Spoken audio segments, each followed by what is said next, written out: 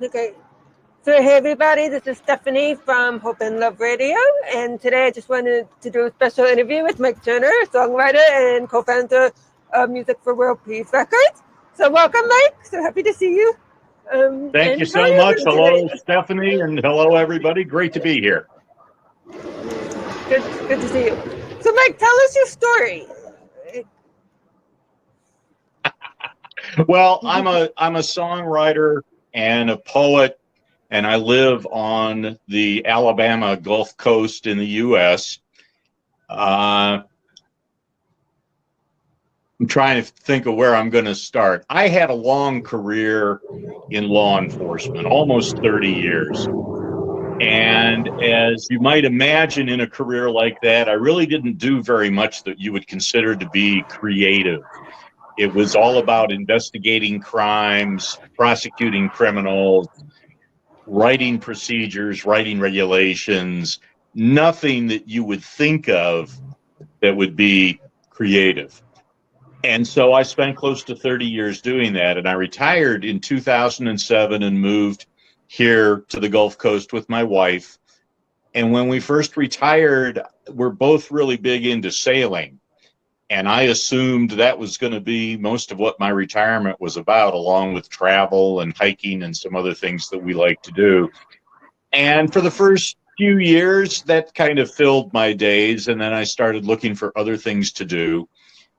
And one evening, I was watching TV. I don't even remember what the program was, but I saw somebody that was playing ukulele. And I thought, hey, that looks kind of fun. So I got a ukulele off of the internet and signed up for an adult education course. And for whatever reason, the floodgates just opened for me in terms of creativity. It was like music was the key for me to find my creative, expressive self. By the second week of the little ukulele course, I was already way ahead of the other students because I was playing just constantly.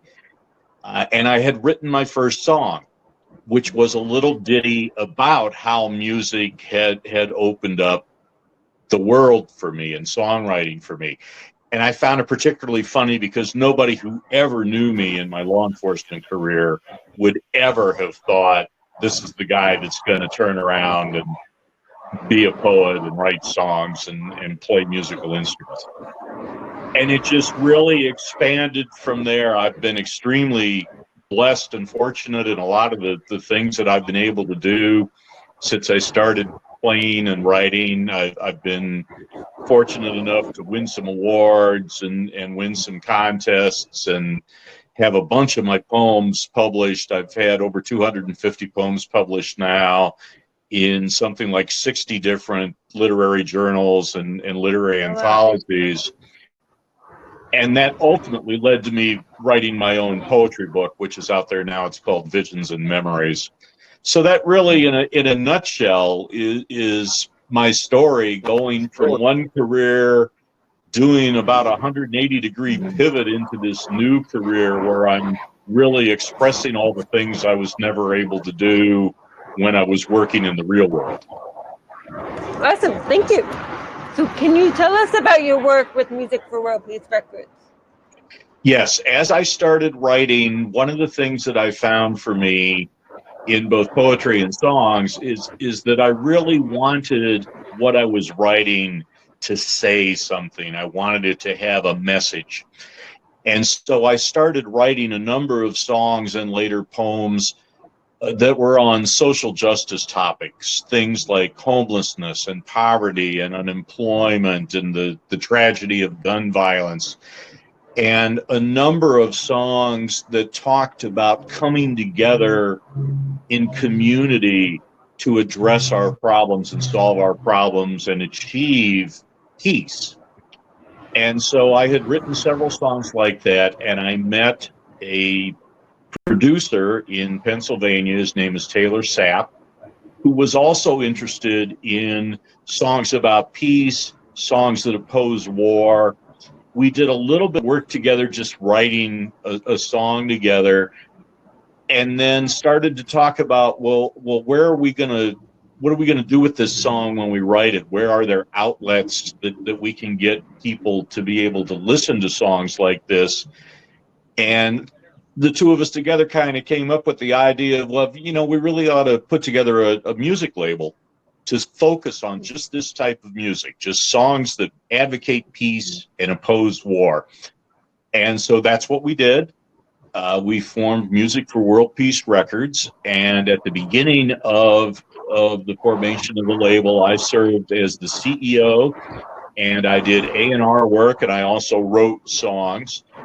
And Taylor did all of our production and also did A&R work. And so I did that very actively with the label for 2 years. Met an awful lot of people, musicians and writers all over the world who shared the vision that we had of getting this type of music out. And during the time that I was actively working with the label, we put out about 20 songs, many of which I had a hand in finding the artists, finding the material, co-writing the songs as we put them together with the artists. It was just a very exciting experience. And one of the great things about it was that we were able to give that outlet to artists and writers who were writing this type of music and didn't have an outlet for it, couldn't find labels that would produce it, couldn't find artists that would cut it. We helped them to do that. And a great thing about the label was that we did all of that for free. We never asked a penny of any of the artists or any of the writers that came to us. We all did it, I don't want to say on a volunteer basis, but we did it because we felt the message was important. And so today, I stepped away from the label after the first 2 years because I had some other things that I wanted to focus on. I'm still good friends with Taylor, the head of the label, and I still release music through them, my own music. Today, they're probably close to 40 songs that they've released now and a number that are in the pipeline. And it's allowed artists from all over the world, here in the U.S., in the Philippines, in Europe, to find that outlet and to have that opportunity to get their music produced and released without having to spend the kind of money that it takes to really do a record. You know, you can spend easily $2,000, $3,000, $5,000 producing just a single, and we were doing it all for nothing. That's amazing. Thank you for sharing. So what musicians have influenced you over the years? You know, I grew up in the 60s and the 70s, and I would say I'm less influenced by individual artists than I am individual songs. When I was growing up and you'd listen to top 40 radio, it was different than it is today. Today, radio and streaming are really kind of genre specific. That if you're listening to the top 40 songs, you're listening to that in a particular genre, like the top 40 country songs or the top 40 hip hop or R&B or whatever the genre is that the station is that you're listening to. Back when I was growing up, top 40 meant literally the 40 most popular songs that week from radio requests and jukebox plays and sales. And so you could, if you go back in time, go back on the internet and look at some of those top 40 lists from back in that era, you'll see the Beatles on the same list with Dean Martin, and country artists on the same list with rock artists. So I was listening to all of that, and I would hear individual songs that really resonated with me, from early Hank Williams to people like Dean Martin and Frank Sinatra, to the Beatles, to James Taylor, Jim Croce, Carole King. Plus, I grew up in Detroit. And so really heavily with the Motown influence, I would say, particularly Marvin Gaye for me, was someone who his music really spoke to me. And so all that kind of winds up into what I now write, which crosses a bunch of different genres, but I think always has some influence of the blues and always influence of gospel, because I have family members that are actually pretty well known in gospel music circles. rock, singer-songwriter type stuff. You'll find elements of that in really everything that I listen to today and everything that I write and record myself. And do you write songs in all those different genres, or? I do. I tend to write blues, folk, traditional style country, and I've been developing more really into what I would say is progressive rock, some R&B, and a little bit of some jazz influence stuff. When I sit down to write a song, I generally don't have a genre in mind. I've generally got a message or a story in mind. And as that works itself out in how I put together the phrasing and the verses and the choruses and whatever, that will suggest to me a meter and a cadence and a tempo, and that tends to drive what ultimately I think the genre of a particular song of mine is. So I write in all those things, but all those influences are there. If you listen to one of my country songs, you're going to hear some blues influences. If you listen to one of my more, say, mid or up-tempo bluesy songs, you're going to hear some rock elements. You're going to hear some R&B elements. You're going to hear that Motown type of element to it. Wonderful. Thank you. So what is your creative process when you write your music? I practice a technique that's called active listening. I'm always listening or reading for words or phrases that will inspire me, that suggest a story to me or suggest a message to me. So I get up in the morning and fix coffee and sit down and start reading on my tablet social media and some of the bigger newspapers around the country. And I'm reading and absorbing all of that, but I'm looking for those things that might suggest to me, here's an issue that I really feel passionate about, and I'd like to write about it. And isn't that a unique phrase that they used in discussing that issue? I think that could be a good hook in a song. And so that's generally where I start.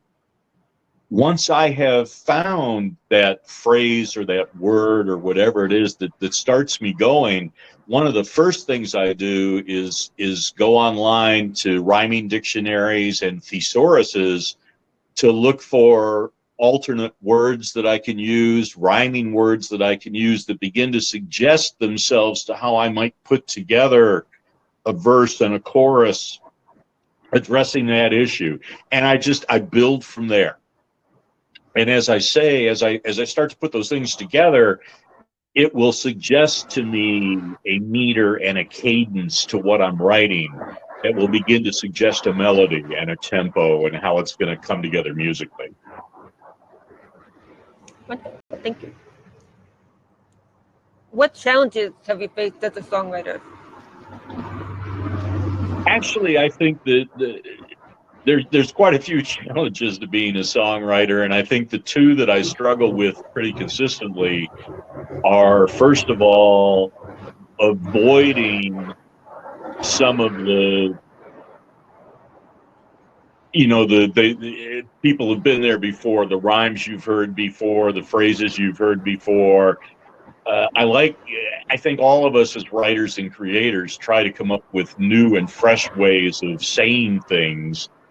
And that's a real challenge, finding ways of not falling into the trap of using the rhyme that everybody has used for countless years. So that's one challenge, is finding a freshness to the way you approach a given story or a given topic. And then I think the other big challenge is actually getting your music out there for people to hear, both producing it, which has become in some ways easier with technology and in some ways much harder, and then actually getting the music in front of an audience, to people that will listen to it and will listen to it again and again, to build an audience of people that are affected by your music and want to hear more of it. I think those are probably the two biggest things that I'm still struggling with, because I'm not where I want to be in terms of either of them, that fresh voice and actually having a dedicated call it a fan base if you want, but an audience out there for my music. What can we do to support you? Well, I think certainly what you've already been doing with Hope and Love Radio has been terrific. The opportunities you give some of us to put some of our music on the station have been terrific, because that's the whole point, is the songs are written for me, but they're also written for other people. You know, I think that the hope of any writer is that whatever it is you create will express what it is you wanted to express, and at the same time it will connect with other people, that someone will listen to it and say, you know, I feel the same way, or he's expressing what I've been trying to express myself and haven't found the words. So certainly the opportunities that you've been giving me and to other musicians to have our music placed on the station for other people to hear is a huge help, because that's really what it's all about in the end, is getting the music out there. Thank you. What do you wish you had known when you first started? I think I would have liked to have known more about the technical process of recording and producing, mixing, mastering, because in this day and age, as I say, technology has made it easy to do those things, in the sense that the tools are readily available. You can download a lot of stuff free from the internet and at very low cost from the internet that give you that technical capability, and there's great videos on YouTube and elsewhere on how to do those things. That makes it easier. The harder part is that everybody's doing it. The standards are much higher in terms of what listeners expect a song to sound like.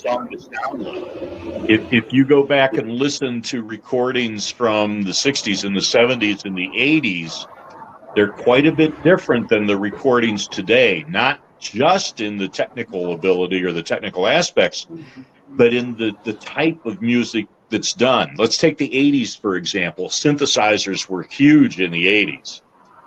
You don't hear the same type of synthesizers used these days because listeners are expecting a different sound. They're expecting that different audio component, oral component of what they listen to. And so technology has made it more difficult in that way to meet the expectations of the listeners. So to answer your question, I wish I had known more technically, because I'm learning it now, and it's a fascinating process, but it's one more step to go through to get your music out into the world. Thank you. What has been your biggest accomplishment as a songwriter?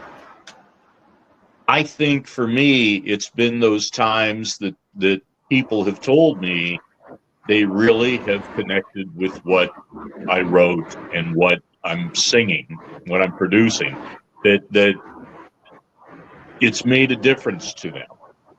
You know, I think more than anything, that's what creative people who are sharing their creations really want to hear. They want to hear that we've successfully connected with someone else and brought community and brought humanity just a touch closer together through that connection.